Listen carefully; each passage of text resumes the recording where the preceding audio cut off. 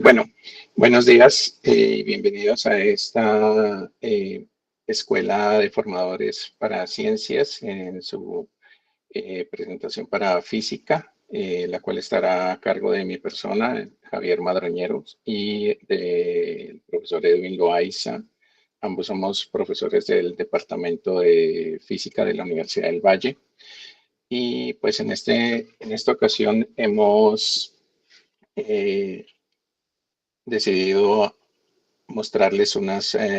enfocar nuestros esfuerzos en la sesión de hoy a mostrar algunas herramientas muy útiles que pueden ser utilizadas en el desarrollo de las clases en el salón con estudiantes de educación secundaria. Yo voy a empezar a compartir pantalla. Bueno, a través de este código QR, ustedes van a tener acceso a este documento y más tarde también les vamos a compartir un código QR en el cual pueden tener acceso a una carpeta con alguna ayuda adicional. Entonces, como les indicaba hace un momento, en estas dos sesiones que vamos a tener el día de hoy y el día de jueves, nos vamos a enfocar en dos aspectos generales. El día de hoy vamos a hablar un poco de herramientas que podemos utilizar en el desarrollo de nuestros cursos, en particular en mecánica newtoniana. Yo voy a empezar hablando un poco de una herramienta gráfica y numérica que se llama GeoGebra y posteriormente el profesor Edwin Loaiza va a hablar de algunas herramientas que pueden utilizarse para apoyar y diseñar prácticas de laboratorio de una manera muy versátil. El día jueves la sesión estará enfocada en física moderna, pues en su momento hablaremos en detalle de ello. Entonces, para empezar, cuando nosotros hablamos de herramientas gráficas y numéricas, claro, desde el punto de vista técnico y de la experticia que manejamos en física y en general en ciencias naturales, uno puede encontrar una gran diversidad de software muy especializado. Solo por mencionar algunos de ellos, por ejemplo, está Matemática o MATLAB, que son herramientas de lenguaje simbólico que permiten hacer una gran cantidad o que permiten desarrollar una gran cantidad de códigos que se utilizan en todo nivel en procesos de investigación y enseñanza. Otro que también está muy difundido actualmente es Python, por ejemplo. Es una herramienta muy versátil, pero es un lenguaje de programación. Sobre todo se ha difundido mucho porque es muy versátil para como interfase a todas estas plataformas de inteligencia artificial. Pero el problema que tienen, por ejemplo, los dos primeros es que es un software licenciado y por lo tanto usualmente es muy costoso. Y Python y todos estos tres tienen una curva de aprendizaje muy alta. Entonces, lo que yo he querido mostrar acá es una herramienta de libre acceso que se llama GeoGebra, con la cual podemos hacer tareas muy sencillas que nos permiten ilustrar algunos conceptos muy básicos, tanto de matemáticas como de física. Entonces, en unos 15 minutos voy a hacer un pequeño recorrido, porque el objetivo de esta sesión obviamente no es ganar experticia en estas herramientas de las cuales vamos a hablar el profesor Edwin y yo, sino mostrarles toda la versatilidad que esta tiene y sobre todo pues motivarlos a que empiecen a utilizarlas si es que ya no lo hacen. Entonces, la ventaja de GeoGebra es que uno puede acceder a ella a través de la de un browser normal. Esto es Chrome, por ejemplo. Ustedes crean su cuenta normalmente y ya una vez adentro pueden empezar a diseñar algunas herramientas útiles para la enseñanza en clase, ¿no? Entonces, por ejemplo, nosotros aquí en la Universidad del Valle, y creo que es una experiencia generalizada en todo el país, hemos notado grandes deficiencias en los estudiantes que ingresan a nuestros programas, por ejemplo, en matemáticas fundamentales y sobre todo en geometría. Hay cosas que se pueden hacer muy fácilmente en geometría. O sea, el objetivo aquí no es repasar los teoremas de geometría ni nada de eso, sino simplemente ilustrar con algunos ejemplos muy sencillos cómo podemos hacer eso. Entonces, esta plataforma de GeoGebra, que aquí la tengo en el browser de Chrome, normalito, abierta, y a la cual ustedes pueden acceder abriendo una cuenta a través de este link, geogebra.org. Tiene una cantidad de herramientas que son muy fáciles de manejar y, y la curva de aprendizaje es bastante rápida. O sea, con un poquito de práctica, hay tutoriales en YouTube, por ejemplo, se puede aprender muy rápidamente a utilizar unos conceptos muy básicos. Por ejemplo, si yo quiero dibujar, bueno, veamos, estas son las herramientas que tenemos acá, es que nada, para mover los objetos, para crear objetos básicos como puntos, para crear rectas, segmentos, etcétera, para trazar rectas perpendiculares, paralelas, mediatrices. Esto es sirve para trazar polígonos, círculos, elipses, manejo de ángulos, etcétera. Entonces, es bastante natural su uso. Por ejemplo, si yo quiero construir un triángulo, simplemente coloco los puntos acá. Por ejemplo, aquí coloco un punto, coloco otro punto arbitrariamente, marcando con el mouse y se cierra un triángulo. Puedo, por ejemplo, construir una perpendicular, también es muy natural. Para trazar una perpendicular a una recta desde un punto dado, pues necesito identificar la recta. Por ejemplo, voy a escoger el lado B de este triángulo. Ya trazo una recta y quiero que pase, por ejemplo, por el punto B. Voy a trazar otra recta por el lado A. Ya está. Y escojo que pase por el punto A. Y lo mismo para el último. Trazo por esta recta y paso por C. Pues estas son las alturas del triángulo. Y aquí, por ejemplo, uno puede ver que se intersectan en un mismo punto. O sea, intuitivamente o gráficamente se puede ilustrar esto. Y no solo eso, por ejemplo, uno puede manipular fácilmente. Yo voy a marcar el punto, perdón, eso no quería hacer. Voy a marcar el punto C, voy a mover el punto C. Entonces, con esta herramienta de acá, simplemente nos paramos en el punto y empezamos a moverlo. Miren que todo esto queda articulado, las alturas se van a mover de un lado a otro. Y el punto de intersección, ustedes saben, se llama el ortocentro, va a también moverse de acuerdo al movimiento de estos vértices del triángulo. Bueno, otro ejemplo sencillo, voy a hacerlo acá abajo. Por ejemplo, si yo quiero, nuevamente hagámoslo con el triángulo, que es muy ilustrativo. Nuevamente voy a dibujar un triángulo arbitrario. Y ahora quiero trazar las mediatrices. Las mediatrices son las rectas que pasan por los puntos medios de los lados. Entonces, aquí está la herramienta, por ejemplo, mediatriz. Para la mediatriz necesito identificar el segmento. El segmento, por ejemplo, va a ser el segmento de F. Simplemente lo marqué, se traza automáticamente.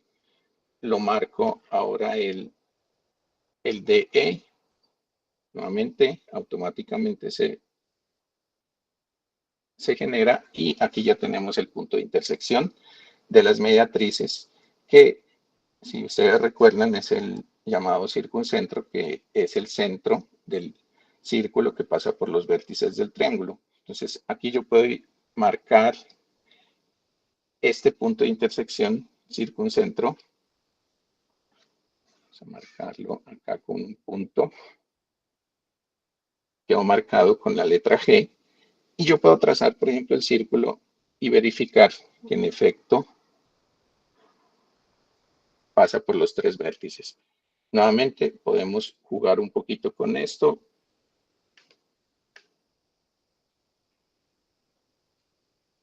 Ilustrar que en efecto no importa qué triángulo yo escoja, las mediatrices se intersectan en un punto y el círculo centrado en ese punto pasa por, o hay un círculo centrado en ese punto que pasa por los vértices.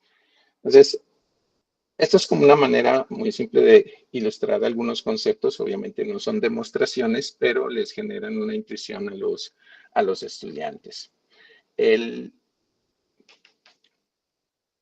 Otras herramientas que uno puede utilizar, otra cosa es que uno puede también instalar esto directamente en esto es una tablet, lo que estoy usando, entonces allá uno puede instalar la aplicación, ¿sí? Esta es la aplicación que tenemos acá. Y aquí podemos eventualmente generar nuevos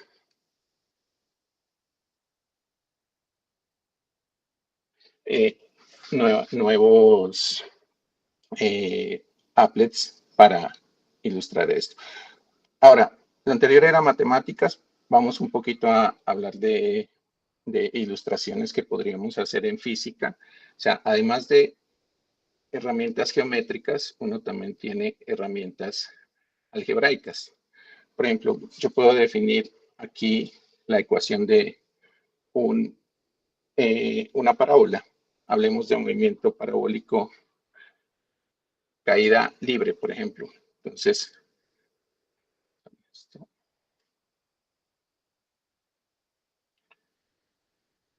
vamos a graficar simplemente menos un medio de la gravedad al cuadrado más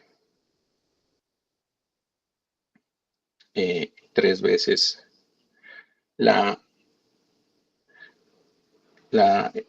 el x más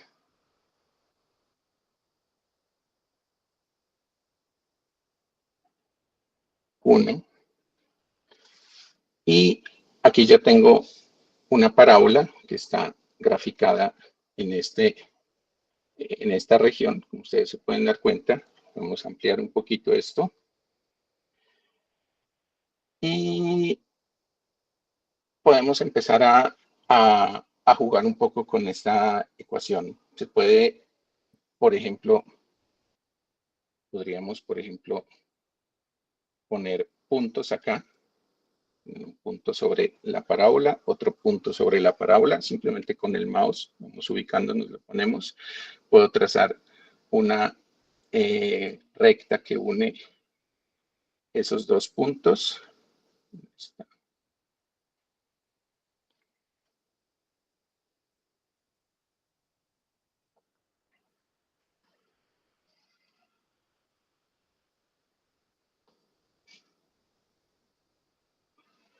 Una recta que une el punto A y el punto B, simplemente marcándolos. Y con esto podríamos, por ejemplo, ilustrar el concepto de derivada acercando un punto hacia el otro. La recta se va convirtiendo en una recta tangente. tenemos esta. Sí. Bueno, ahí se unieron.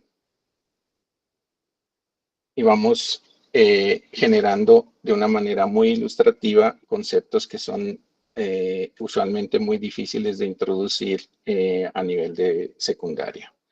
Ahora, y para terminar, quiero ilustrar. Es decir, uno puede tener ya su banco de herramientas que puede utilizar cuando uno desee, puede generar tareas para los estudiantes sin ningún problema. Por ejemplo, en este caso, esta ya está creada, es decir, aquí se ha creado una curva, la curva que es esta curva roja que está aquí, definiendo la función como tal, que es esta función que está aquí, g de t igual a menos t menos 1 medio a la 3 más 0,7 t menos 1 medio más 1 medio. Es una cosa arbitraria, una cúbica. Y todo esto ha sido trazado pues previamente. Y uno puede, por ejemplo, en este caso, introducir conceptos muy simples de desplazamiento, velocidad media, cosas de ese estilo, hacer tender los límites a cero y ver cómo la recta que pasa por los dos puntos se convierte en la recta tangente. Una última ilustración.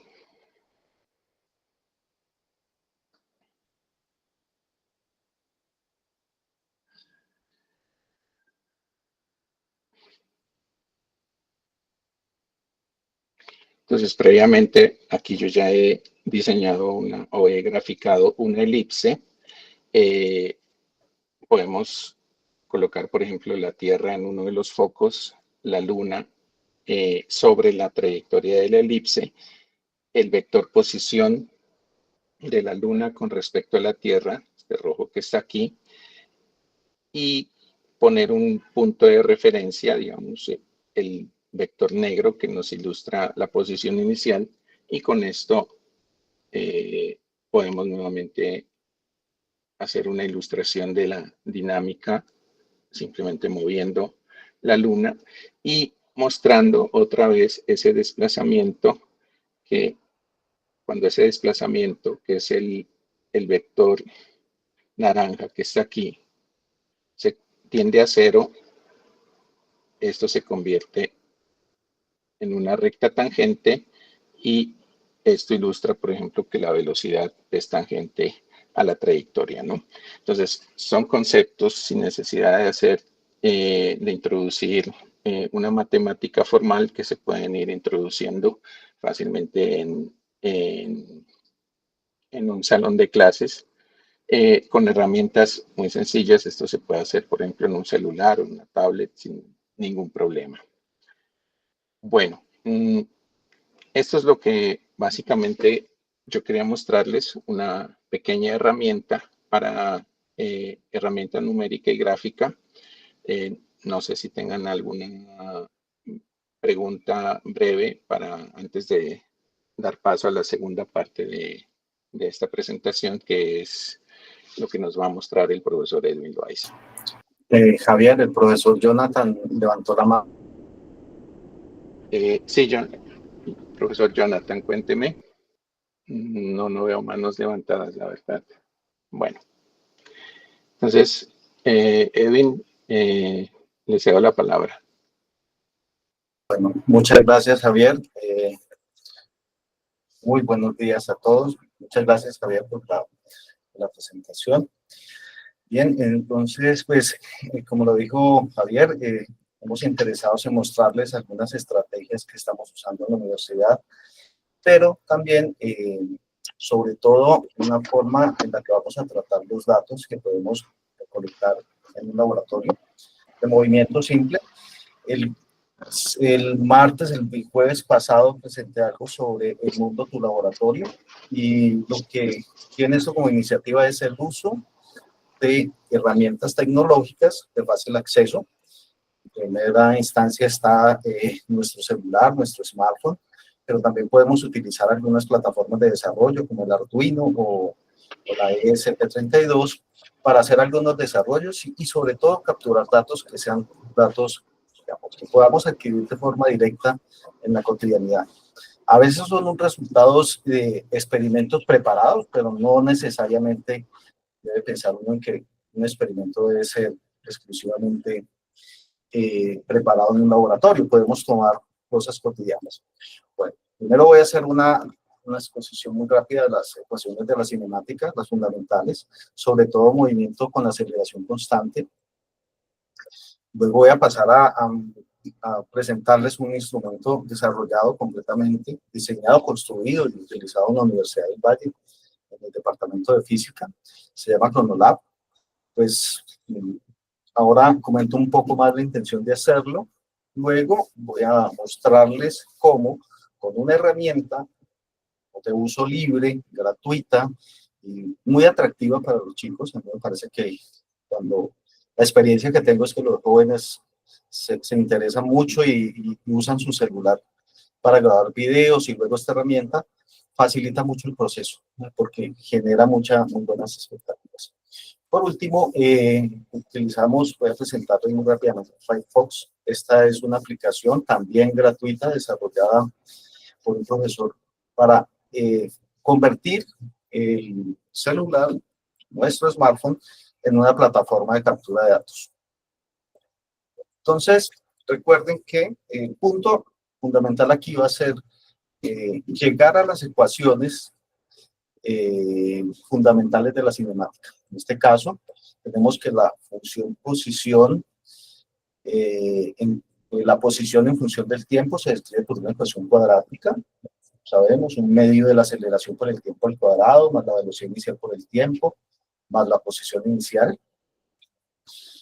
Tenemos la velocidad en función de tiempo. Cuando estamos en la universidad, esto lo dejamos en términos de la derivada, pero a estas alturas simplemente si construimos las funciones, pues podemos decir que este es el resultado.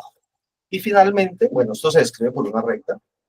Y finalmente tenemos que la aceleración que resulta para este tipo de movimiento es una aceleración constante, es decir, una aceleración que no depende del tiempo y que describe una gran cantidad, un amplio rango de situaciones físicas de interés, no solo a nivel universitario, sino también a nivel básico. Esto nos dice que esa aceleración es una función constante.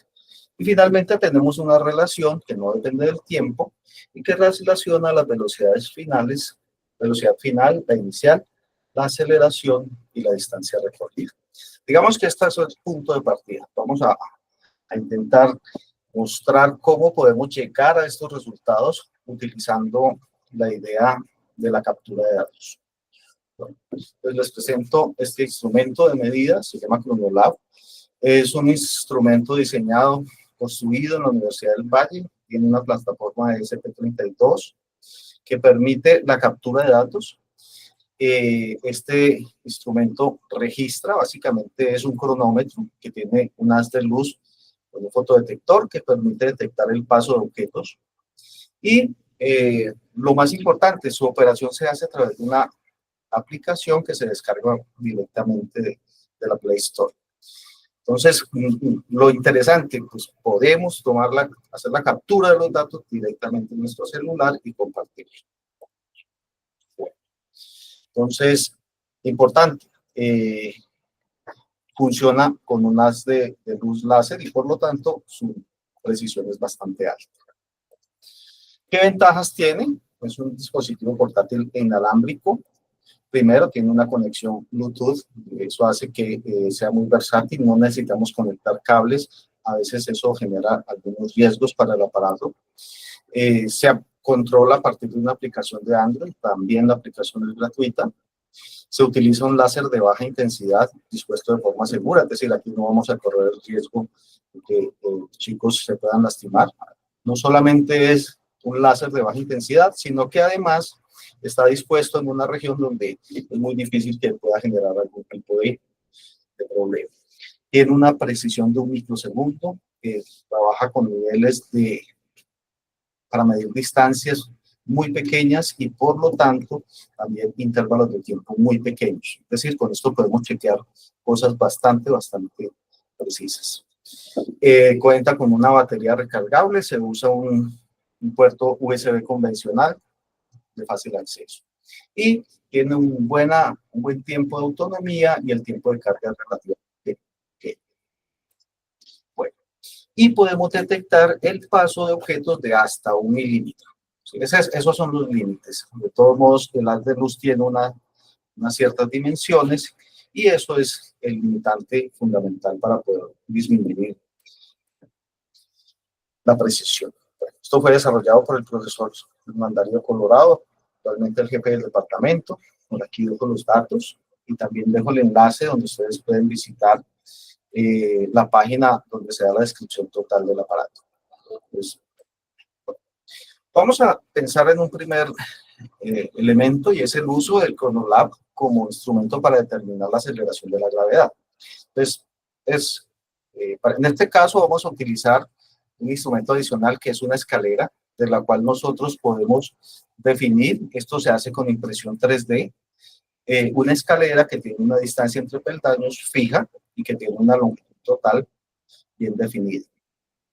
Entonces, esto se hace con impresión 3D y tiene una precisión hasta de 1/10 de milímetro. O sea que podemos construir escaleras muy precisas y con las escaleras muy precisas obtener mejores datos para nuestro aparato. Entonces, ¿qué hacemos? Pues lo primero es instalar la aplicación. Esta aplicación se instala directamente desde la Play Store. Está disponible. El funcionamiento de la aplicación es ya se ha simplificado mucho. Anteriormente era un poco más complicado, pero en la actualidad casi que se hace todo el proceso de forma automática. Se instala muy rápidamente. Y tiene una conexión directa, esto depende del tipo de Chronolab y sobre todo el número. Esos números vienen referenciados en cada Chronolab. Y aquí indicamos cuál es el número del Chronolab. En estos momentos hay más de 40 en el laboratorio. Una vez se conecta, ustedes pueden ver que es relativamente sencillo. Tenemos una serie de experimentos ya diseñados y en este caso vamos a utilizar los de caída libre con escalera. No es más que decirle el número de datos que vamos a solicitar. En este caso vamos a tener 15 datos y dejamos que, vamos a ver el arreglo. Entonces todo lo que hacemos es dejar caer la escalera. En ese proceso, la escalera registra los datos. Lo más importante, estos datos se pueden compartir directamente usando WhatsApp o se pueden llevar directamente a Google Drive, donde se quieran compartir. Generalmente usamos el WhatsApp. Entonces, aquí tenemos el proceso. Miren que es relativamente corto. En realidad, esto dura fracciones de segundo. Pero el funcionamiento es muy simple. O sea, nosotros dejamos caer, a medida que cae la escalera, interrumpe el haz de luz. Dependiendo de la distancia entre los peldaños, él va registrando esa cantidad. El tiempo únicamente. Recuerden, aquí en este caso la distancia entre las escaleras es fija y yo lo que tengo es forma de medir el tiempo que tarda cada uno de los peldaños en pasar. Elegimos un sistema de referencia, vamos a medir hacia abajo. La razón para hacerlo es simplemente facilitar la descripción. Y todo lo que se reduce a esto es un proceso que dura menos de un segundo a obtener una tabla de datos. Una tabla de datos de posición versus tiempo. Observen que la posición es una secuencia que depende de la calibración que tenemos para la escalera. En este caso, esa escalera tiene una distancia de 1 centímetro entre peldaños y eso es lo que ustedes ven allí. Observen que tenemos 1, 2, 3, 4 centímetros. Aquí está expresado en metros. ¿Sí? Pero esta distancia es la distancia entre estos peldaños. Y lo que registra el Chronolab es el tiempo que tarda cada uno de estos peldaños en cruzar o interrumpir el haz de luz. Entonces, déjenme ver aquí qué pasó.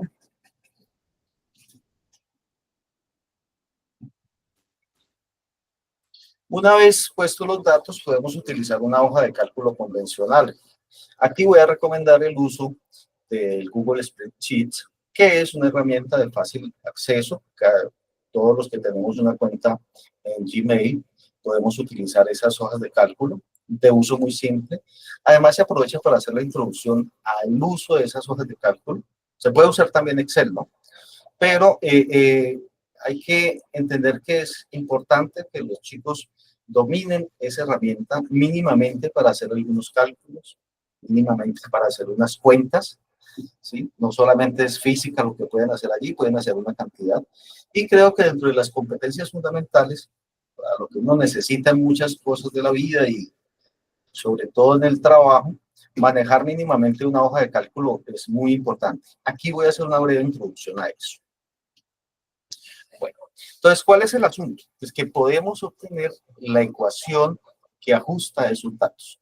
Por ecuación de ajuste, no voy a discutir cuál es el método, pero les puedo decir que hasta este punto lo que tenemos es un conjunto de datos y nosotros podemos utilizar una ecuación que la genera la misma hoja de cálculo y que es una ecuación que trazada ajusta, es la curva que mejor pasa por todos esos puntos. Y ustedes pueden notar que el ajuste es casi perfecto. Bueno, si uno amplía esto un poquitico va a notar la desviación, pero aquí se puede observar que efectivamente la curva pasa por todos esos puntos. Entonces, yo siento siempre que es muy importante hacerles caer en cuenta a los estudiantes de que uno toma datos y a partir de los datos comprueba que esas ecuaciones efectivamente se cumplen. Es un enfoque en el cual nosotros lo que estamos pensando es partimos del experimento. Claro, presenté primero las ecuaciones, pero generalmente intento que cuando llegamos a este punto, yo a partir del experimento obtenga una relación entre variables y pueda, utilizando las suposiciones adecuadas, llegar a la conclusión de que esos puntos, ese comportamiento está de acuerdo a una ecuación, a un modelo en este caso. Esto lo hacemos, lo vamos a analizar aquí en una hoja de cálculo de Google. Entonces vamos a nuestro navegador. Recuerden, podemos utilizar cualquier navegador, pero en este caso voy a utilizar el que me genera directamente mi correo de Gmail. Entonces abrimos, vamos hasta hojas de cálculo, allá en las 9 punticos, abrimos nuestra hoja de cálculo, creamos una nueva hoja de cálculo. ¿Sí? Y ahora recuerden que los datos que se generaron con el Cronolab se comparten a través de WhatsApp, por ejemplo. Entonces voy a generar una lista. Aquí lo que estoy es enumerando los datos que voy a utilizar. En este caso son 15 datos. Y voy a tener dos tipos de datos. Uno que es el tiempo, que lo medimos en segundos. Y la posición, que la vamos a medir en metros. Entonces, recuerden que la posición la fijamos directamente. Y aquí lo que voy a hacer es muy sencillo y es que, primera lección, ¿por qué uso la columna de números? Pues para que cada una me indique el escalón y yo sé que cada escalón mide 1 centímetro, es decir, 0.01 metros. Al hacer esto, entonces podemos completar. Estas cosas son muy útiles, ¿sí? Esto es muy útil que los chicos lo conozcan. Miren que tiene una función de autocompletar y yo lo que hice arriba fue darle una expresión general en función de la columna y una operación básica que se realiza. Y observen que puedo hacer autocompletar. Genero con esto una lista de las posiciones de cada uno de los peldaños, 0.01, 0.02, 0.03, hasta 0.15, es decir, 15 centímetros. Finalmente, voy a ir a mi aplicación de WhatsApp y voy a copiar los datos que he compartido desde la aplicación. Generalmente hay un procedimiento importante que hacer aquí y es que estos datos se deben manipular previamente porque el Cronolab genera los datos con punto decimal. Y generalmente todas estas aplicaciones, estas hojas de cálculo, utilizan coma como separador decimal. Entonces, ¿qué hay que hacer? Hacer una transformación pequeña. Aquí la hago en mi plataforma, mi sistema operativo es macOS.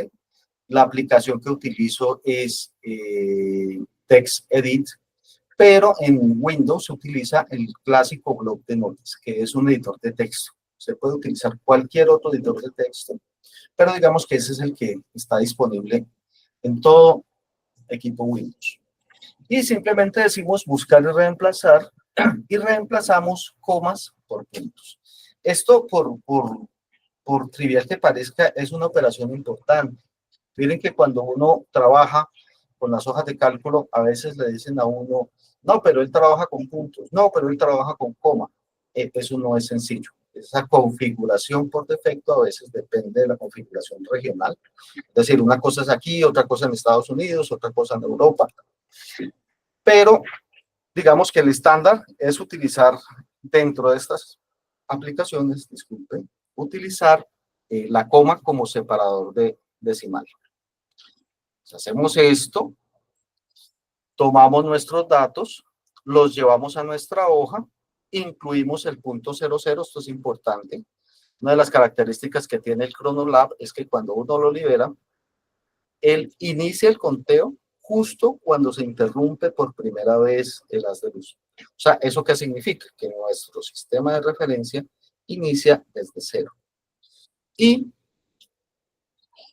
incluimos el punto 00.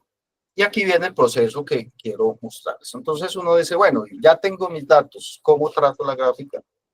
Esta herramienta tiene versatilidad, tiene muchos detalles, podemos ornamentar mucho nuestras gráficas, pero el punto elemental básico se hace de forma muy, muy rápida. Y consiste en que simplemente marco mis dos columnas, marco cuáles son los datos que voy a graficar, ¿sí? Y voy a la sección insertar gráfico y le digo que me inserte un gráfico.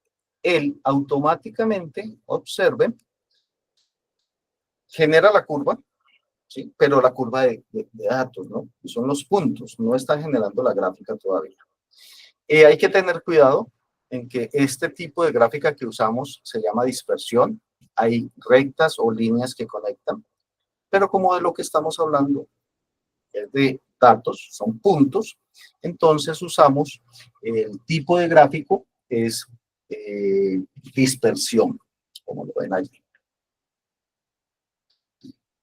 Entonces, con esa dispersión, eso lo aclaramos. Y observen que él automáticamente nos nombra la gráfica, nos dice que es Y frente a tiempo, Y en metros frente a tiempo en segundos. En la dirección vertical va la posición, en la dirección horizontal está el tiempo. Entonces, bueno, una vez hecho esto, tenemos que ir a personalizar y aquí tienen la opción serie. ¿Qué hace la opción serie? Pues me va a tomar, en este caso la serie son los puntos sobre el eje Y, es decir, los datos. Sobre el eje X están los datos del tiempo, pero la serie corresponde a los datos sobre el eje Y. Y realizamos una operación muy, muy importante. Hoy en día es importantísimo, sobre todo en ciencia de datos, esto de los ajustes o las linealizaciones, o las aproximaciones de un conjunto de datos a partir de una línea recta. El método que se utiliza es conocido como método de mínimos cuadrados, tiene una justificación muy amplia y digamos que en un curso de cálculo uno puede ver cómo se deduce, pero a estas alturas no necesitamos eso. Lo que necesitamos es decir que voy a ajustar una curva que pase por todos esos puntos y que la aproxime de la mejor manera. Entonces, en este caso, yo ya entiendo que esos datos no se disponen sobre una línea recta, sino que se disponen a lo largo de una curva. Vamos a decir que esa curva es una curva polinómica y de grado 2. Y. Entonces, como es una curva polinómica de grado 2, pues simplemente le decimos aquí, mostrar la curva polinómica y usar la ecuación. Y obtenemos la ecuación de la. Tiene dos problemas, y uno es que la notación a veces puede resultar un poco confusa. Generalmente me preguntan, profe, ¿por qué aparece X? ¿Por qué no aparece T? Digamos que eso es un defecto de todas estas plataformas. Él allí hace una relación entre el eje vertical Y y el eje horizontal X. La forma en que nosotros lo nombremos parece ser que no es relevante para esto. Pero miren que aquí aparece ya una ecuación. Y observen que aquí tenemos este término elevado al cuadrado. Si quieren, piensen que este X es la T, esta es una T y aquí tengo un número. Esto está en notación científica y significa menos 7.58 por 10 a la menos 5. Es un número muy, muy pequeño. Entonces, observen que ya tenemos la gráfica de la función. Bueno, ya hicimos el primer paso y es verificamos que esa función se aproxima por una ecuación cuadrática y ya tenemos el método para aproximar esto. Recomendación, pues es chévere porque uno puede mostrar que más que otros movimientos son con aceleración constante. Y además, ahora vamos a llegar a una conclusión interesantísima. Esta es la ecuación. Claro, tengo que transformarla, ¿no? Transformar las variables. Pero miren que ese menos 7.85 por 10 a la menos 5 me está diciendo que el y sub 0 es muy pequeño. Eso es 0.00007, 0001. Es una 10 milésima parte. Entonces, esto es prácticamente cero. Que era la suposición inicial que les decía, que cuando el cronolab se deja caer la escalera, el cronolab inicia cuando el primer escalón interrumpe las de luz. Entonces, eso nos ayuda a confirmar que efectivamente se está cumpliendo esa relación. Tenemos que nuestra ecuación es y igual a un medio de g t cuadrado más b sub 0 por t. Recuerden que vamos a comprobar que esa ecuación funciona. Y este es el resultado de nuestro ajuste, de la aproximación que hemos hecho. Observen que si comparamos término a término cada uno de los elementos, pues podemos decir que un medio de g es igual a 4.77 y de aquí podemos despejar diciendo que la gravedad es 2 veces ese término que acompaña al coeficiente t cuadrado, coeficiente de t cuadrado. Multiplicamos y obtenemos un valor para la aceleración de la gravedad. Bueno, ustedes dirán 9.54, eso está lejos de 9.8, que es el valor estándar para la aceleración de la gravedad. Allí pueden haber discusiones interesantes acerca de por qué no nos dio 9.8, por qué un aparato que mide con una precisión, le dice usted un microsegundo, no me da un valor 9.8 exactamente. Bueno, hay asuntos que discutir. Ahora hacemos una modificación pequeña al aparato o a la escalera y vemos que se obtienen mejores valores. Pero recuerden, estos son resultados experimentales. Comprobamos que el valor de la aceleración de la gravedad está en el rango que nosotros esperamos, es decir, no me dio 13, 15, 8, ¿no? Me dio un valor aproximado y podríamos entonces entrar a discutir el valor o el porcentaje de error. También es muy interesante, lo que pasa es que se hace más a nivel universitario, es saber analizar la propagación del error. Eso requiere de otras cosas que de momento no voy a presentar. Pero también podemos indicar cuál es el valor de la velocidad inicial, es decir, la velocidad cuando el primer peldaño pasa por el haz de luz, y la posición inicial, pues dice que es menos 0.00. Recuerden que la escalera está por encima del haz de luz y que estamos midiendo hacia abajo. O sea, esto es perfectamente consistente. Es decir, que y sub 0 es aproximadamente 0.00. Uno de los temas interesantes es analizar la velocidad media. poderla definir y poder a partir de la velocidad media definir la velocidad. Entonces, generalmente la velocidad media se define a partir de la gráfica de posición contratiempo, pero voy a hacer una aproximación diferente en la cual esa velocidad media la vamos a calcular a partir de los datos, de datos experimentales. ¿Qué significa? O sea, aquí tengo mi curva y yo voy a tomar 2 puntos sobre esa curva, dos datos. Entonces decimos que la velocidad media, con una barra encima, entre los datos I, J, en este caso me sirve esa numeración que he hecho allí de los datos, es YI menos YJ sobre TI menos TJ. Eso es lo que llamamos, en términos matemáticos, es un incremento en Y sobre un incremento en T. Es decir, la variación de la posición en Y sobre la variación en el tiempo. Un ejemplo sencillo sería tomar 2 puntos, por ejemplo, 3, el tiempo 3 y el tiempo 9, y voy a calcular la velocidad media entre esos dos. Entonces, la variación entre 0, 1, 2 y 3, 4, 5, 6, 7, 3, 4, 5, 6, 7, 8, 9, tenemos 9, 6, 0. Y lo que hacemos es simplemente calcular la pendiente de esa recta. Aquí se pueden introducir cosas muy interesantes porque lo que estamos calculando es la pendiente de una recta que pasa por 2 puntos. Es pendiente de recta. Pero también la interpretamos físicamente como la variación de posición sobre la variación de tiempo. Y a eso lo llamamos velocidad. Pero como está entre 2 puntos, la conocemos como velocidad media. ¿Cómo la calculamos? Pues miramos cuál es la variación en Y sobre cuál es la variación en el tiempo.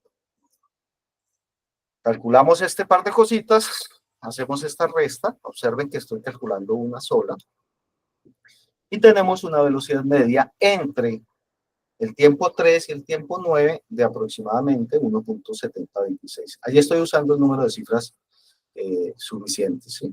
Recuerden que estoy midiendo en precisión de milímetros y los tiempos, para el tiempo tengo precisión de microsegundos, o sea, suficiente precisión.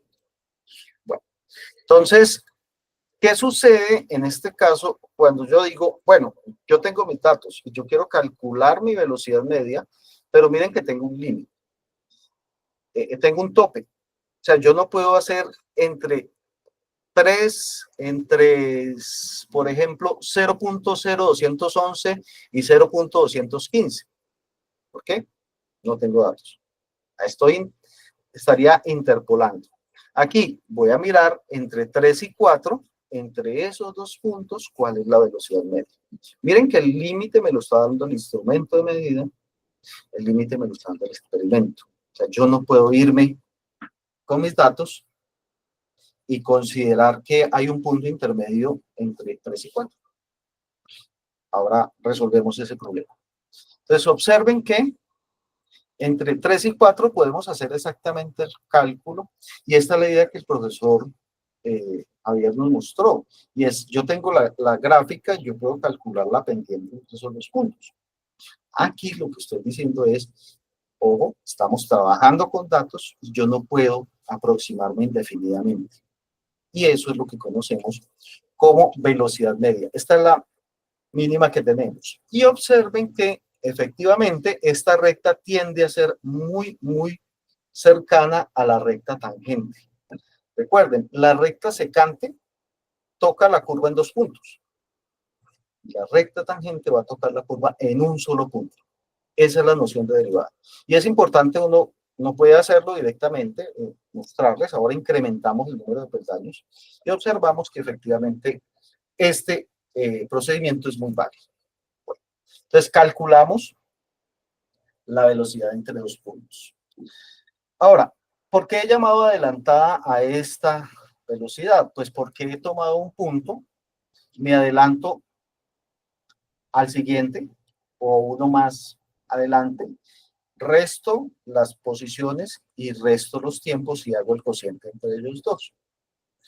Pues, ¿qué sucede si yo lo que quiero hacer ahora es, venga, ese procedimiento es un poquitico, pues, digamos, arbitrario, porque yo podría decir, y es la mejor opción, mire, yo me voy a parar en el centro, me voy a parar, por ejemplo, en la tercera, en el segundo punto, me voy a mover un punto hacia adelante y un punto hacia atrás, y voy a calcular el valor de la velocidad media en el centro. Y le voy a asociar ese valor al punto del centro. Van a ver la utilidad de eso. Van a ver, y es interesante, la justificación es muy bonita. ¿Sí? Y es que en lugar de considerar la velocidad media entre dos puntos, me voy a parar aquí en el centro y voy a decir que el delta de Y es desde un punto más adelante hasta un punto atrás y calculo la velocidad media y a eso lo llamo velocidad media centrada. Ahora voy a justificar con el experimento por qué es una buena elección. Pues calculamos de nuevo los cocientes y observamos que me da 1.5385. Bueno, voy a ir a mi hoja de cálculo y voy a hacer esas operaciones. ¿Sí?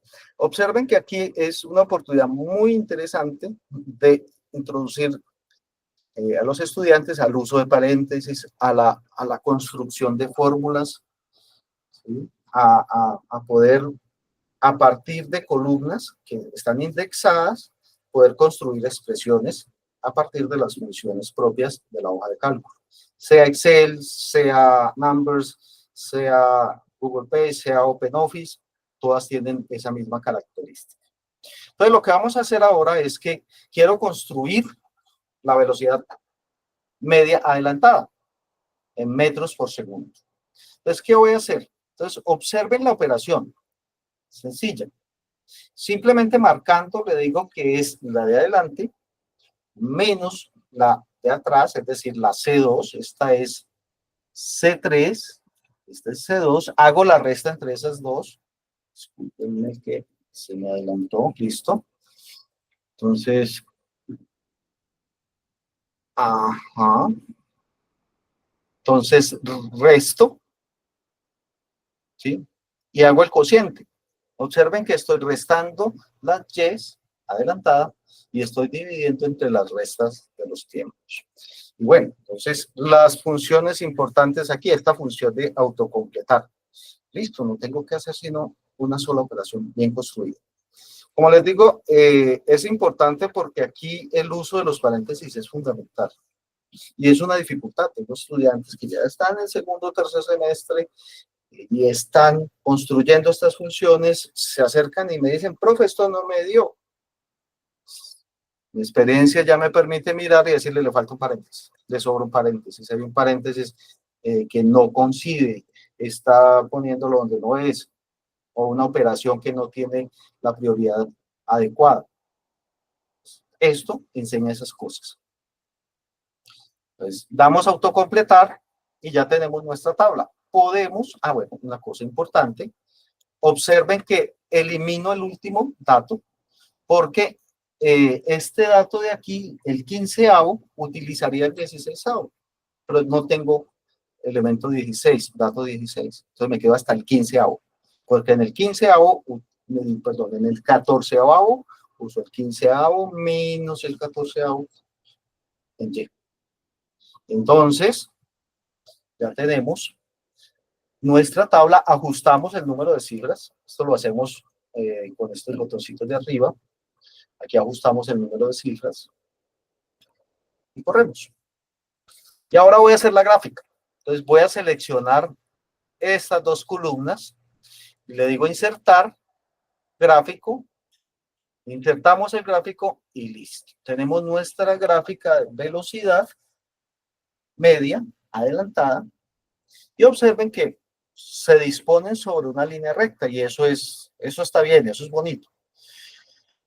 Cuando intento mostrar la ecuación, me encuentro que me da 9.29 por X Resulta que ese coeficiente debería ser muy aproximado al valor de la aceleración de la gravedad, que es 9.8. Entonces, aquí, ¿qué pasó?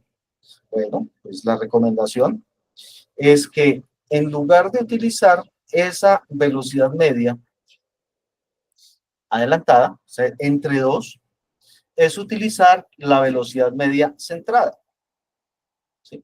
Y resulta que en la velocidad media centrada, entonces observe que me paro en el segundo, no puedo arrancar desde el primero, con el segundo. Segundo dato, en el dato 1. Entonces me muevo hacia adelante, ¿sí? Divido entre el tiempo y miren que aquí lo estoy haciendo. Para 1 utilizo los datos de 2 y de 0 y calculo ese cociente de forma automática. Lo liberamos. Eliminamos el último punto. Bueno, esto es importantísimo porque ese punto estoy de nuevo utilizando un paso adelante.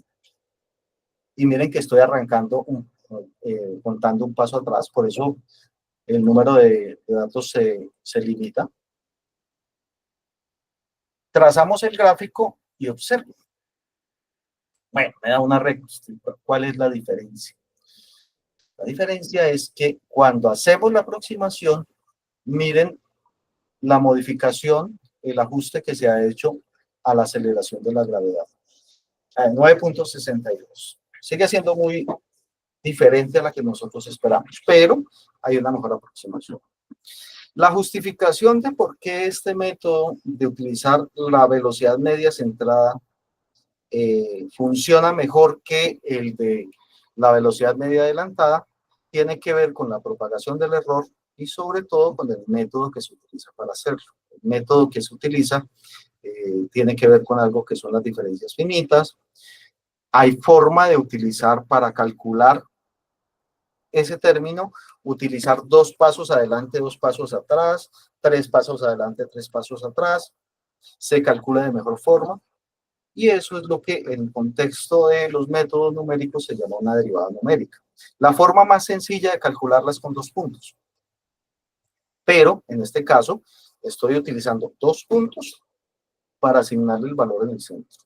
Si quisiera 3 hacia adelante, 3 hacia atrás, hay expresiones que se pueden implementar fácilmente. Lo que pasa es que ya no está al alcance de este punto. Bueno, entonces,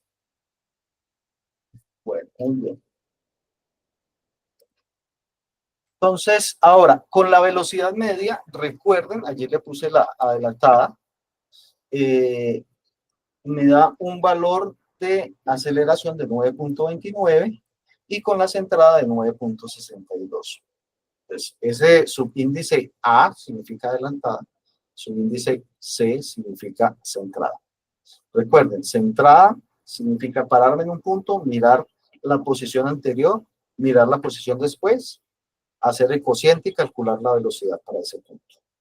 Pues, ¿qué hemos aprendido? Pues, en últimas, que también tenemos otra forma de calcular la aceleración de la gravedad a partir de la velocidad media, pero miren que aparece, ahora sí la cosa se pone más complicada, porque ustedes me dirán 9.29, pues eso ya está mucho más lejos. Sí, y el motivo es que la estamos calculando realizando operaciones sobre los datos. Cuando usted realiza operaciones sobre los datos, empieza a aparecer una propagación del error. Y es una oportunidad interesante para discutir qué sucede cuando usted, en lugar de hacer unos pocos cálculos, hace muchos. Estamos trabajando con máquinas y las máquinas tienen aproximación numérica y esa aproximación numérica, a medida que vamos realizando más y más operaciones, propaga el error. Bueno, entonces tenemos una primera justificación para eso. Bueno, si quiero, puedo utilizar esa gráfica y a partir de ella calcular directamente el valor de la aceleración. Observen que aquí lo que estoy calculando es la pendiente entre 2 puntos. Y puedo calcular ese cociente y tengo este valor de aceleración entre 2 puntos de la velocidad media.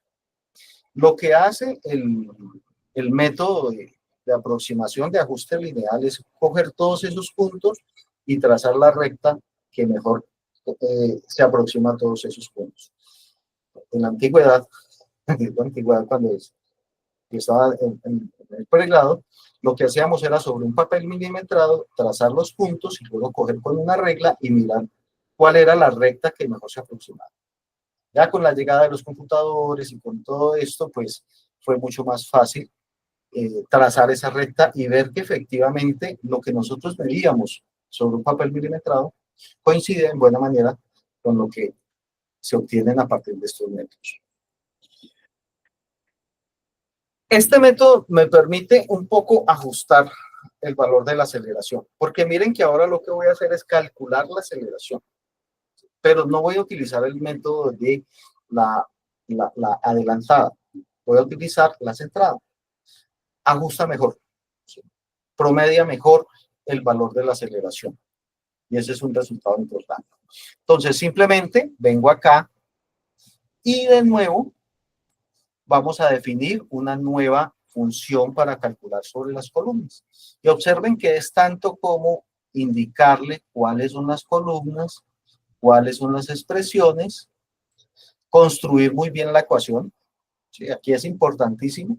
Cualquier error, cualquier paréntesis mal puesto, cualquier por que no se indique, pues nos va a arrojar errores. Y yo creo que en eso es muy importante que los chicos se enfrenten a esto. Bueno, entonces autocompletamos, borramos las últimas dos, ¿sí? Recuerden que esta es adelantada, y obtenemos un resultado inesperado.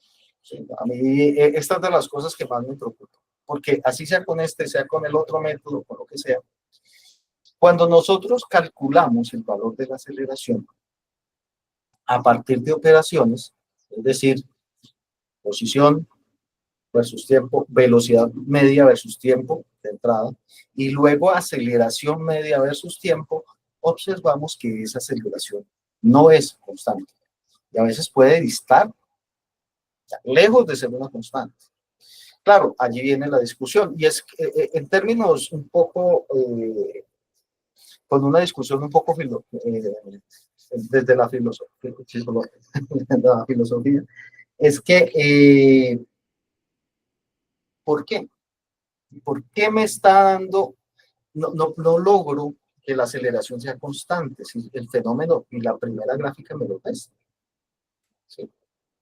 Y resulta que aquí entramos al dominio ya de lo que es el mundo real. O sea, aquí hay una cantidad de cosas que entran a tomar juego, a entrar en juego, y posiblemente la discusión más bonita es encontrar que Galileo determinó que esa aceleración era constante, y el señor Galileo estaba lejos de tener siquiera las capacidades tecnológicas que nosotros teníamos, cómo medía distancias, cómo medía tiempos, y sin embargo llegó a una relación fundamental, que es la ley de caída de los cuerpos, que establece que sobre la superficie de la Tierra todos los cuerpos caen con aceleración constante de 9, bueno, no digo 9.8, aceleración constante. Y resulta que nosotros con toda nuestra tecnología venimos, intentamos y no nos da ni de lejos la constancia. Bueno, hay una buena aproximación, pero si ustedes observan esta tabla, por aquí tenemos 10, por aquí tenemos 8, por aquí tenemos valores que se desfasan bastante. La explicación de esa discrepancia tiene que ver con la propagación del error. Y porque en últimas, también nos está diciendo que nuestro aparato está midiendo con muy buena precisión. Es decir, esto, lejos de decirnos que el aparato está funcionando mal, nos está diciendo que el aparato está mirando variaciones, quizá bamboleos de la escalera, posiblemente mientras cae el efecto del rozamiento con el aire también sea considerable. Es una escalerita relativamente larga, son 16 centímetros. Aquí vienen explicaciones adicionales. Pero lo más importante, entender que esto es física. En la física, en un experimento, no necesariamente el modelo matemático representa de forma exacta. Es una buena aproximación. Hay que hacerle correcciones, obviamente, ¿sí? Pero llegamos a ese límite. ¿Qué podemos hacer? Entonces ustedes pueden decir, no, pues disminuyamos el número de peldaños. Si hacemos el número de peldaños mucho más pequeño, resolvemos el problema. Recuerden, eso nunca es la solución. Siempre estamos convencidos de que aumentamos el número de datos y entonces las cosas se arreglan. Resulta que no es así. Primero, entramos a jugar ya con los límites de resolución de nuestro instrumento de medida. Cuando jugamos con eso, entonces empezamos a entrar en otro dominio del error, el error en nuestras medidas. En el laboratorio se han diseñado, incluso tengo un juego diferente de escaleras, y miren que la una tiene 6 milímetros, la primera tiene 10 milímetros, la segunda 6, la tercera 5, y la cuarta, que ya ronda en el límite de la precisión de medida de nuestro instrumento, es de 2 milímetros. Les muestro la más pequeña para mostrarles que efectivamente empiezan a aparecer errores, ¿sí? Esto es una discusión importante, posiblemente no a nivel de bachillerato, pero cuando uno lo puede hacer, indica muchas cosas importantes. Entonces, aquí tengo los resultados. No voy a reconstruir todo eso. Recuerden, ustedes van a tener acceso a este documento. Hacemos para 27 peldaños, que es la que tiene 6 milímetros entre ellos. Y observamos un comportamiento lineal y observen que la precisión, discúlpenme, el valor que obtenemos para la aceleración de la gravedad es un poquito mejor, no digamos, no, 4.88, eso está muy bien, ¿sí?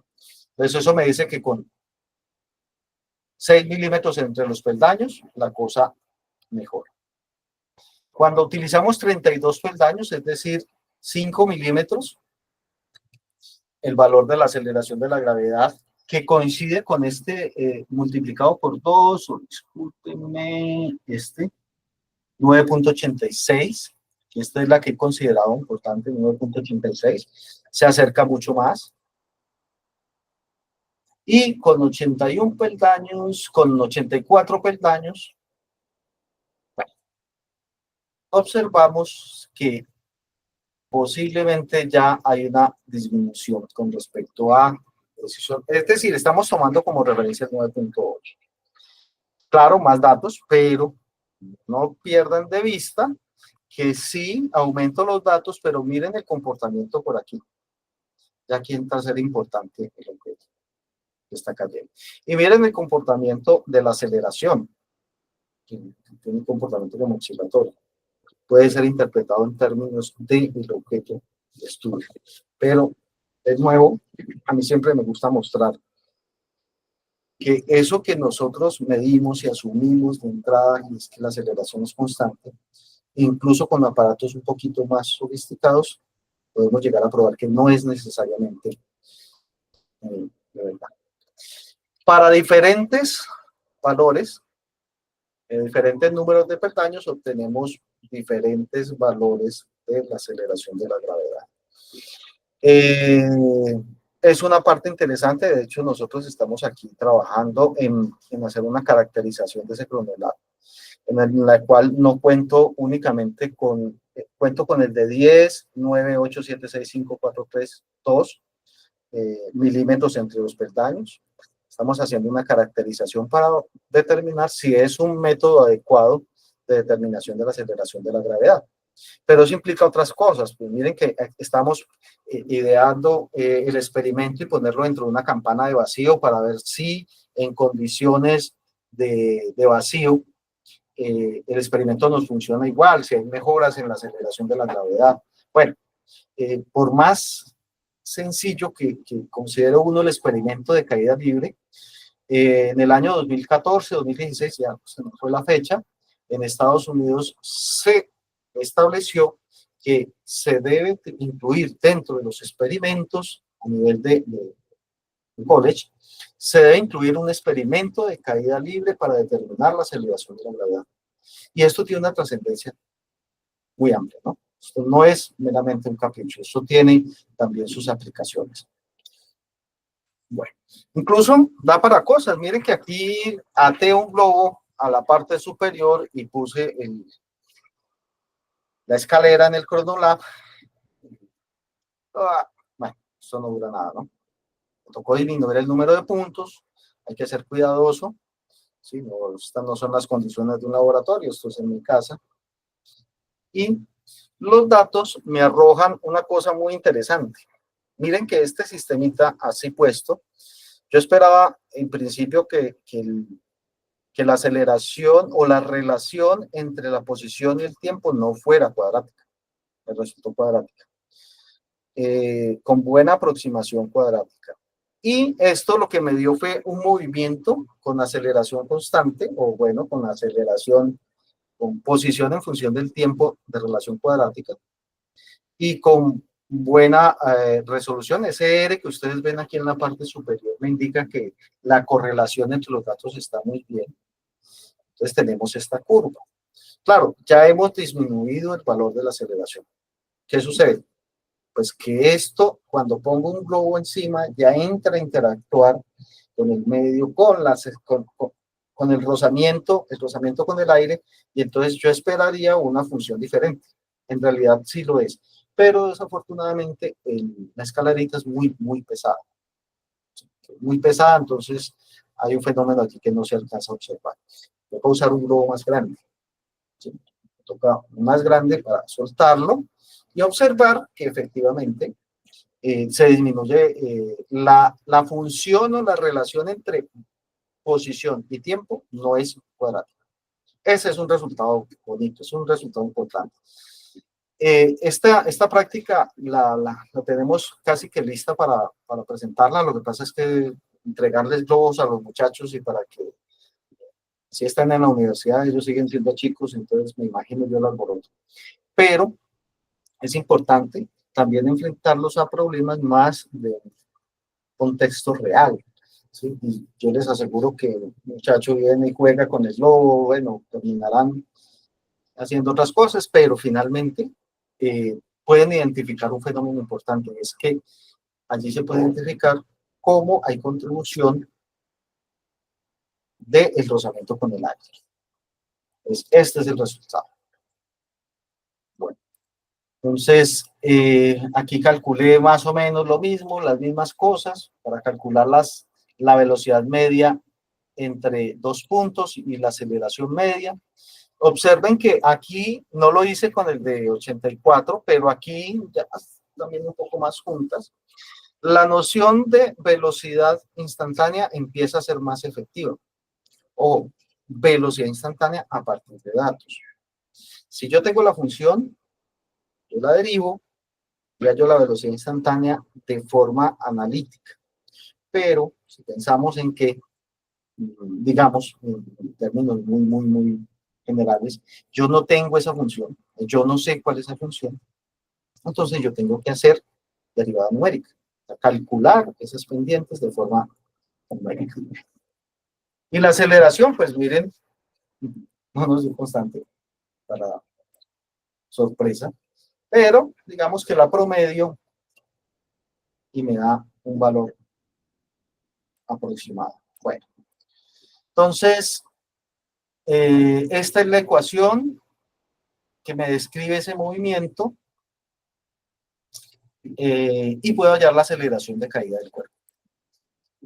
Y junto con la rapidez inicial.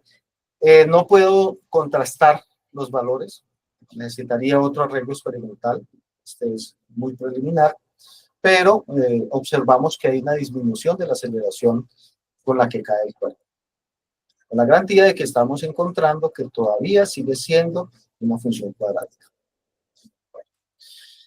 Bueno, toda esa antesala, aquí voy a intentar ir muy rápido para decirles, bueno, ustedes dirán, y nosotros no tenemos el Cronolab. Bueno, por ahora está disponible en los laboratorios de física, pero hay un interés muy arraigado de parte del departamento, el profesor Hernán Colorado, del vicerrector, profesor Jaime Caicedo, en llevar estos instrumentos a las seccionales, a las sedes. Ya hay en préstamo Cronolabs en las sedes de Palmira, Tuluá y Zarzal, con opción de compra. Estamos en un proceso en el que queremos que se dote de estos de estos aparatos a todas las seccionales, a todas las sedes, pero fundamentalmente, y eso también se ha discutido a nivel incluso de, de regionalización, y es la importancia de que la universidad abra el espacio para que los profes y la educación media puedan acercarse y realizar estas prácticas. Posiblemente no vamos a poder hacer 10, 20, pero sí, por lo menos unas 2 o 3 prácticas donde se les ilustre.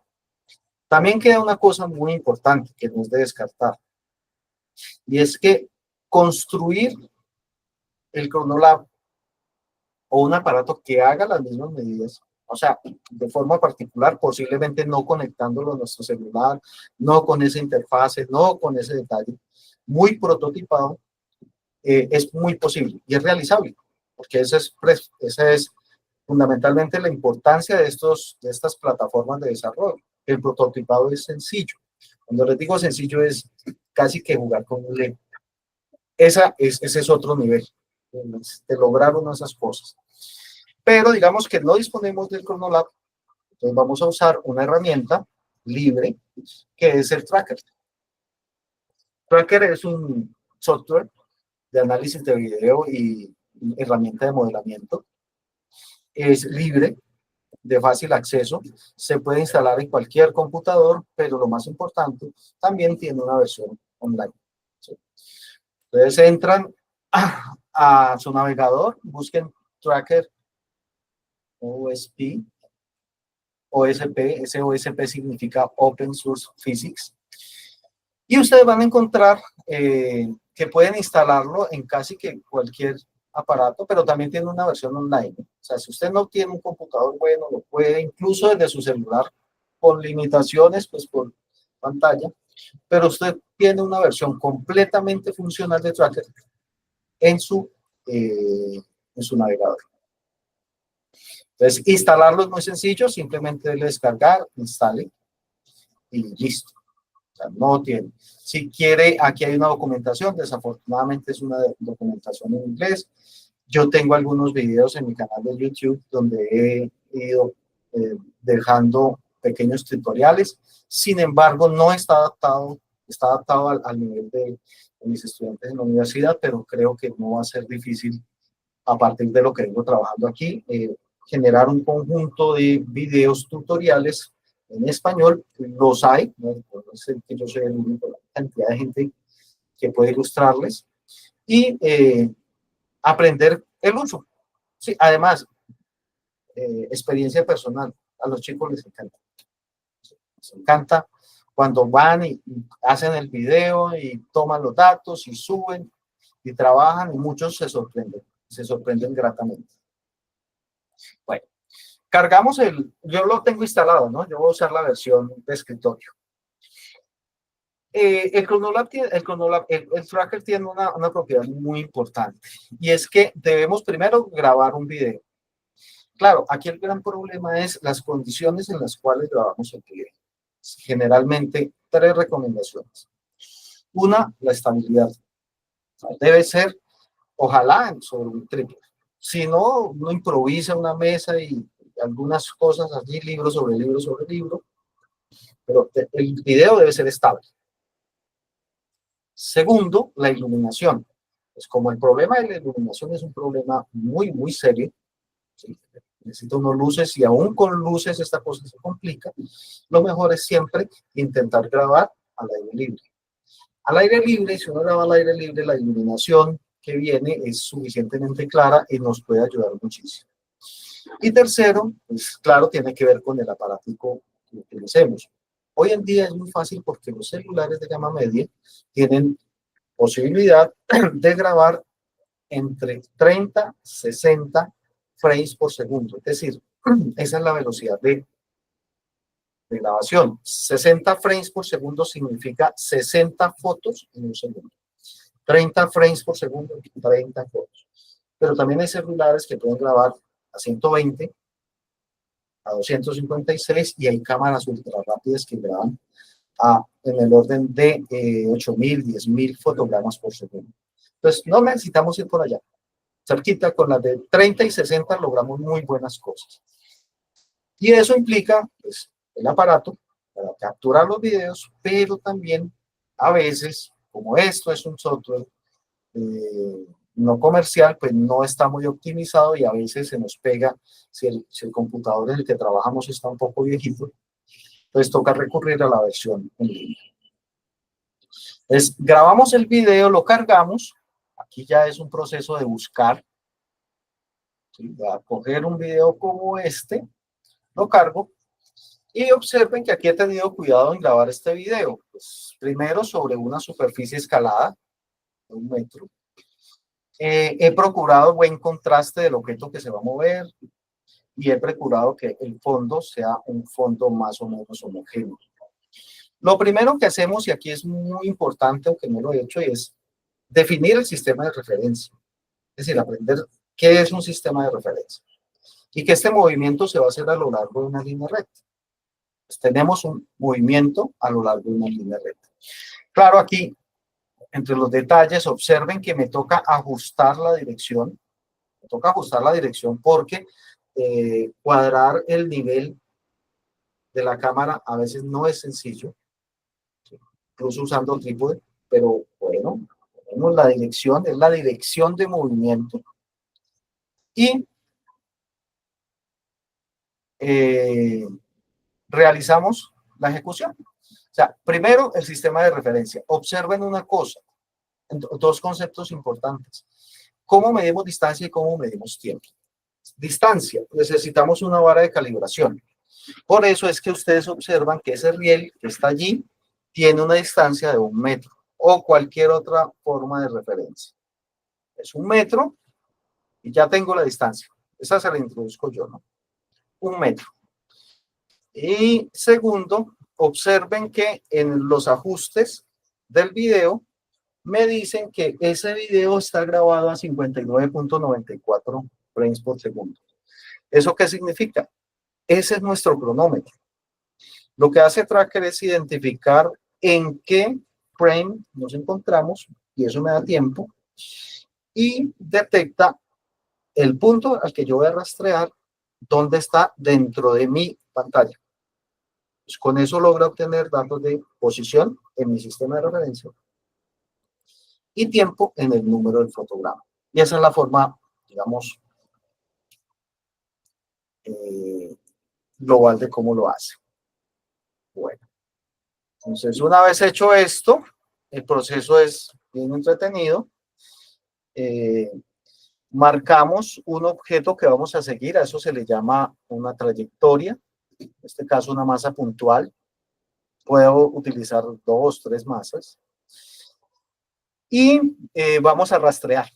Tiene un rastreo automático y tiene uno manual. Voy a usar el automático. En el automático marcamos una región que la llamamos plantilla, que es lo que yo quiero ver. Aquí hay una confusión. A veces los chicos dicen, profe, es que yo rodeé toda la bolita para que siguiera la bolita. Sí, pero recuerden, cuando hay iluminación defectuosa o a lo largo de la trayectoria, la iluminación sobre el objeto cambia, entonces él no logra identificarlo. Como no logra identificarlo, se pierde. Entonces, en este caso, yo recomiendo siempre buscar una región de contraste. Pues, hacemos esa región de contraste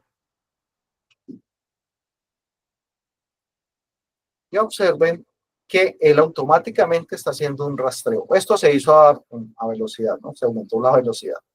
Y obtenemos una gráfica de posición en X contra tiempo. Allí aparece la de Y, la debo descartar. No utilizo sino posición en X. Para los datos también, posición en X únicamente. Y bueno, aquí tengo el número de datos. Listo. Datos de tiempo y posición en X. Ustedes pueden ver allá arriba la gráfica de la función. ¿Sí? En este caso, observen que nos dio una línea recta. Vamos a exportar esos datos y lo voy a exportar a un archivo de datos. ¿Por qué lo exporto a un archivo de datos? Porque lo quiero analizar en mi otra herramienta, ¿sí? En Google Spreadsheets.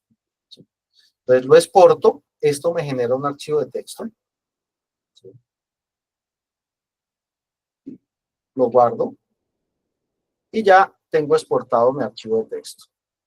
También puedo, incluso la plataforma de la aplicación tiene forma de hacer el análisis internamente. Lo que pasa es que las gráficas pues no se pueden pulir mucho, entonces es mejor sacar los datos de acá. Y podemos analizar y realizar los ajustes. Él tiene automáticamente el ajuste. Y miren que aquí, si digo que es una línea recta, porque se aproxima mucho a una línea recta, yo puedo hallar los coeficientes. Es esto lo mismo que hace el Google Spreadsheet, pues, la hoja de cálculo. Entonces, por aquí puedo calcular eso. Pero si yo quiero seguir con mi estrategia de análisis de datos, entonces voy a cambiar estos datos y voy a abrir los datos, y observen que es un archivo de texto. Un archivito de texto. Selecciono los datos y pego. Pues aquí voy a crear una nueva tabla y voy a llamarla a esta Tracker 1. Enumero mis filas, bueno, pego mis datos y enumero mis filas. Aquí hay una cosa importante, de pronto no lo indiqué ahora, y es que yo puedo arrastrar. Miren que vengo con la secuencia 1, 2, 3, marco todo y arrastro y me genera la secuencia. Esto es X, esto es Y. Recuerden que para graficar simplemente marco las dos columnas. Voy a insertar imagen, disculpen, gráfico. Y aquí tengo mi recta. Esta recta la puedo ajustar. Voy a ajustarla. Bueno, a ver si lo ajusté.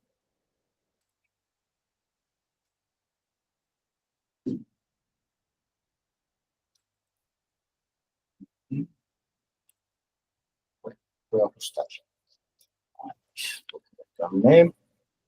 Bueno, incluso aquí puedo hacer lo mismo con el experimento de caída libre. Entonces aquí grabo un videito de caída libre con una pelotica, una regla. Claro, hay que tener cuidado con que el número de frames por segundo de nuestro celular sea el adecuado. La dejamos caer, hacemos el análisis igual al que hice ahora, simplemente que en la dirección vertical. Obtenemos 17 datos.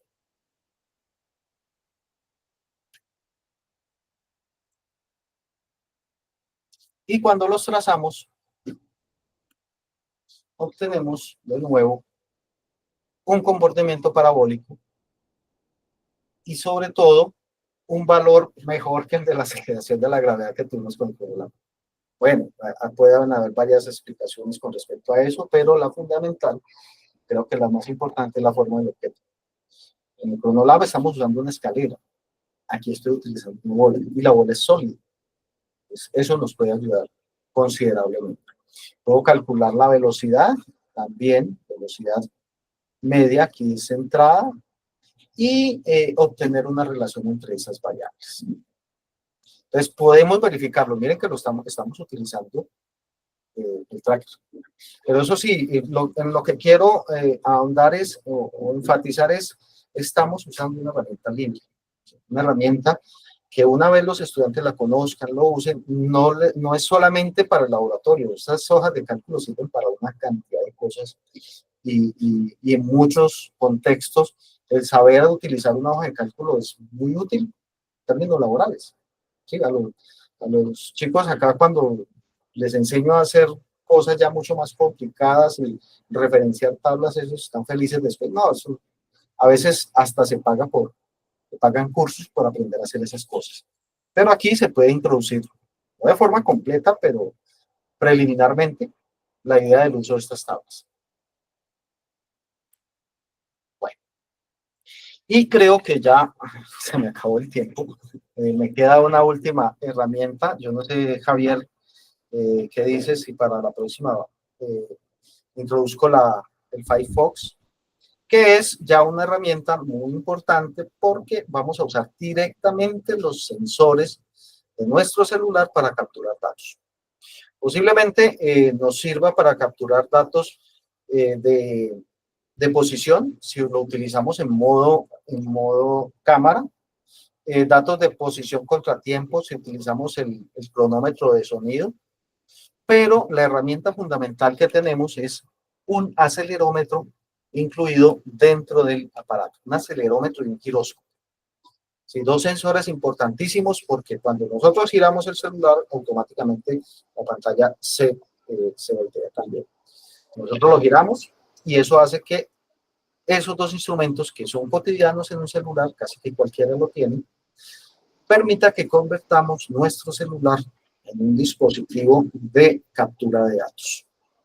Bueno, creo que estamos Eric, aquí. ¿Sí? yo creo que sí, podemos empezar la próxima sesión con eso, no hay Sí, problema. para no tomar el Entonces tiempo de los... puedes introducir esta herramienta Sí, en la entonces sesión lo del dejamos para la jueves. próxima. Ah, bueno, listo. Bueno, entonces quedo abierto a las preguntas, profesores. Mm, como dijo Javier, ¿no? Aquí lo que hacemos es hacer una presentación y ver las posibilidades de las herramientas. Me gusta mucho que la herramienta es libre, ¿sí? Y segundo, pues claro, sería ideal introducir a los muchachos en el uso, por ejemplo, de Python, donde estas cosas se hacen un poquito más fáciles. También está dentro de los elementos esenciales de toda esta cultura, eh, digamos, mínima en programación que pueden llegar a tener los muchachos. Pero si no llegamos hasta allá, el uso de una buena hoja de cálculo es, digamos que para mí, a mí me parece muy, muy adecuado. Entonces, quedo abierto. Preguntas, comentarios, profesores, con mucho gusto. A ver, Miriam Sí, me por dice, favor, sí. bueno, Miriam me pregunta, el experimento de la escalera usando Chronolab, ¿cuántos ajustes se pueden hacer y si se pierden muchos datos? Pues mira, lo que pasa es que uno, dependiendo del número, cuando lo trabajamos con los 16 peldaños, nos da un valor adecuado. Digamos que nos da 9.7, 9.8. Estoy usando como referencia el 9.8, ¿sí? Que también es una aproximación.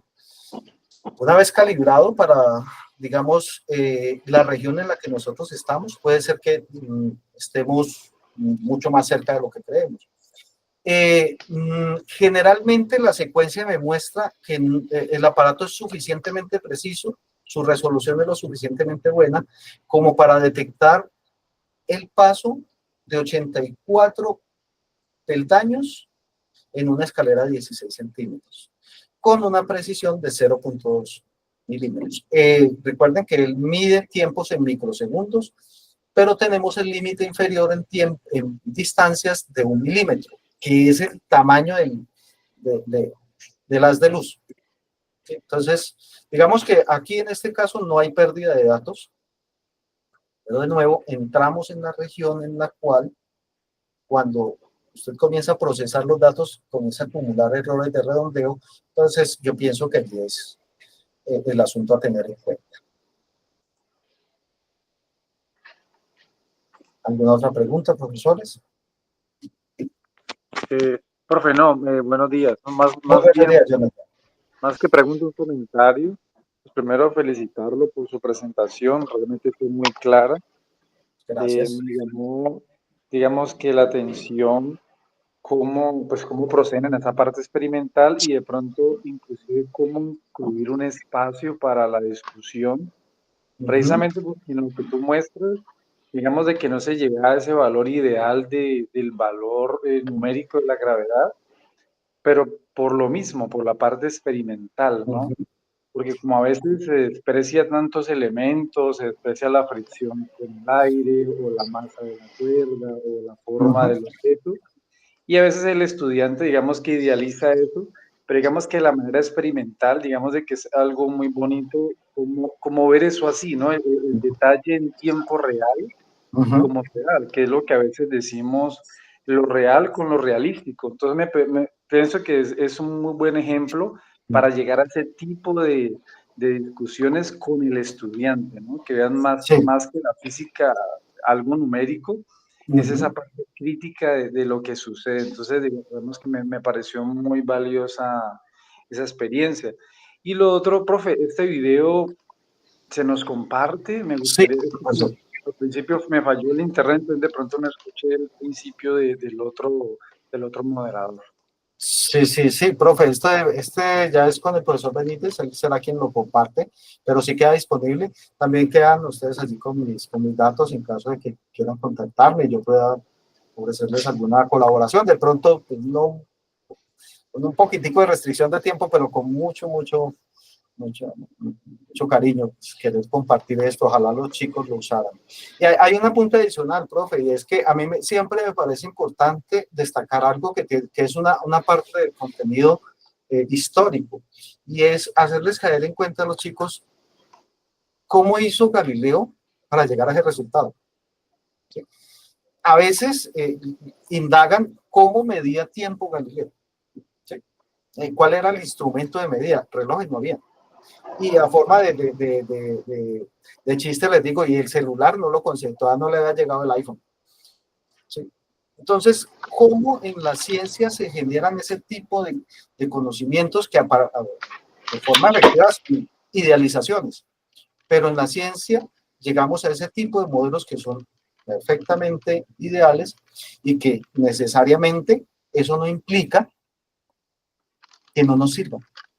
Es decir, no es la exactitud a ultranza la que nos define, no, es precisamente ese es el poder de la ciencia. La simplificación del experimento o de la experiencia en términos matemáticos que nos permite hacer predicción con un con una determinada incertidumbre, con una precisión definida por la situación. Claro, aquí a escalar sería llegar a subir a ver cómo modifico el experimento o cómo hago consideraciones adicionales sobre el objeto, pero ya la cosa se complica, ¿no? Ese sí ya es muchísimo más complicado. Listo. ¿Alguna otra pregunta? Con muchísimo gusto. Sí, bueno, para terminar, nuevamente reiterando las palabras de Edwin, pues en la Universidad del Valle nosotros estamos disponibles para atender alguna inquietud que puedan tener y eventualmente, si tienen algún interés de visitar el departamento de física, también podemos organizarlo, ¿no? Es decir, si de pronto quieren hacer una salida con sus estudiantes, etcétera, se puede organizar con suficiente antelación. Sí, sí, Muchas gracias, profe. sí. Y Bueno, recuerden que también a nivel de las seccionales y de las regionales también, esperamos que el próximo año más sedes cuenten con estos aparatos y poder abrir el espacio en las sedes para que en las regiones se pueda tener acceso a esto.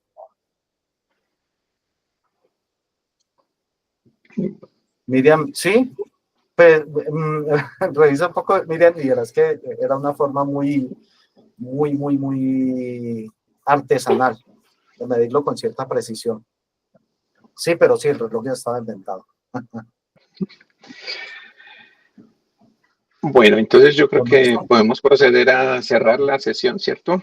sí, creo. Muchas gracias a todos, Entonces muchas gracias por la atención. queda abierta la invitación para la segunda parte de esta Escuela de Formadores de Ciencias en Física. La vamos a tener el jueves a las 7 de la mañana. Y como les dije al comienzo, el énfasis va a ser en un poquito de Gracias. aplicaciones de física moderna, ¿no? Entonces, los esperamos Gracias, allá Jonathan. también. Muchas Listo, muchas gracias. gracias. Que tengan muy buen día y muchas gracias de nuevo.